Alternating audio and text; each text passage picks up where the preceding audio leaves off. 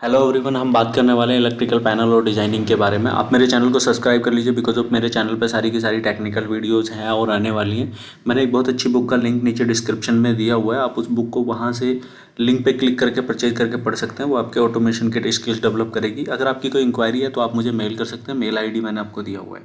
हम बात करेंगे electrical control panel, electrical components के बारे में। ठीक है, इलेक्ट्रिकल कंपोनेंट पैनल में जो इलेक्ट्रिकल कंपोनेंट्स यूज़ होते हैं उनमें से एक कंपोनेंट है प्रोग्रामेबल लॉजिकल कंट्रोलर, PLC।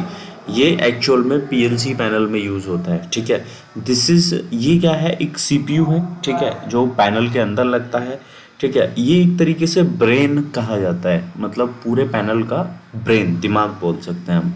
इसमें प्रोग्रामिंग की जाती है, इसमें कुछ इनपुट आउटपुट्स होते हैं, कुछ कम्युनिकेशंस प्रोटोकॉल होते हैं, और ये एक्चुअल में क्या है, जो प्रोडक्शन होता है वहाँ पे इसको यूज़ किया जाता है। ये काफ़ी सारे मेक हैं इसके, जैसे Siemens, Rockwell, Allen Bradley, Mitsubishi, Schneider, ABB, Honeywell, Omron, Panasonic और कई सारी कंपनियां हैं जो बनाती हैं। वागो हो गया और कई सारी होगी।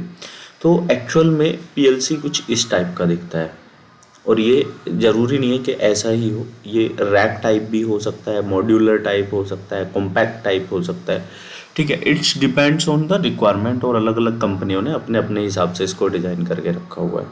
तो एक्चुअल में PLC क्या होता है, PLC फील्ड से कुछ इनपुट आते हैं और फील्ड को कुछ आउटपुट चले जाते हैं। ये एक्चुअल में कंट्रोलर है, CPU है, कंट्रोल प्रोसेस यूनिट। ठीक है, और ये क्या है, ये एक दिमाग कहा जाता है। मतलब हमने क्या किया, जैसे सपोज दैट मुझे क्या करना है, कोई एक पुश बटन आया। ठीक है, और इससे मेरे मतलब सपोज दैट मेरी रिक्वायरमेंट ये है कि एक बटन है, एक बटन मैं दबाऊं तो मेरा मोटर चल जाए, और दोबारा मैं जब उसी बटन को दबाऊं तो मेरा मोटर बंद हो जाए। ठीक है, अब ये नॉर्मली तो ऐसे कैसे किया जाएगा इसको, या तो ये है कि मैं बटन को दबा के रखूं तो मेरा मोटर चलता रहेगा, छोड़ दूं तो मोटर बंद हो जाएगा। लेकिन मुझे लॉजिक ऐसे लिखना है कि एक बार दबाऊं तो मोटर चल जाए, दूसरी बार दबाऊं तो मोटर बंद हो जाए।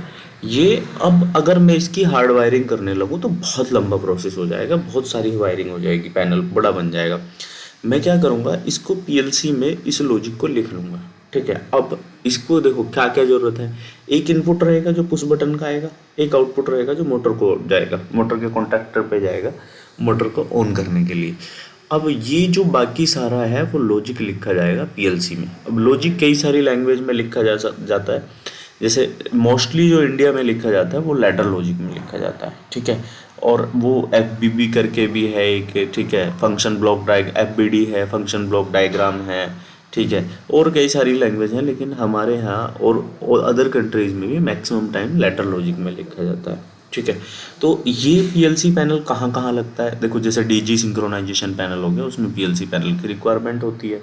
या फिर हमारा हो गया PLC पैनल किसी SPM मशीन का हो गया, किसी स्टैंडर्ड मशीन का हो गया, या फिर कोई सॉल्यूशन हो गया उसमें।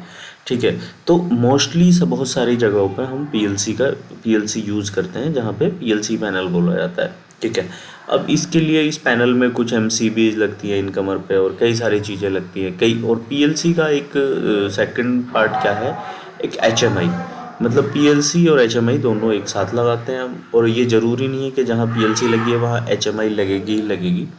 It's depend on requirement. ठीक है, तो मोस्टली जगह हम क्या करते हैं, PLC और HMI दोनों यूज़ करते हैं, क्योंकि वो यूज़र इंटरफेस भी रहता है, मतलब यूज़र को भी दिखता रहता है क्या चल रहा है, कौन सा बटन प्रोसेस, और हार्डवेयर बटन की रिक्वायरमेंट कम हो जाती है HMI लगाने से। तो चलिए ठीक है, आई थिंक अभी आपको समझ आ गया होगा कि PLC क्या होता है और ये कौन सा कंपोनेंट है। ठीक है, और क्यों हम इसको यूज़ करते हैं। तो चलिए ठीक है, अगर आपको किसी भी टाइप के पैनल की रिक्वायरमेंट है, एनक्लोजर बॉक्स की रिक्वायरमेंट है, तो आप मुझे मेल कर सकते हैं। HTLT panel, star delta panel, VFD panel, या डिस्ट्रीब्यूशन पैनल, PLC पैनल, किसी भी टाइप का पैनल हो तो आप मुझे मेल कीजिए।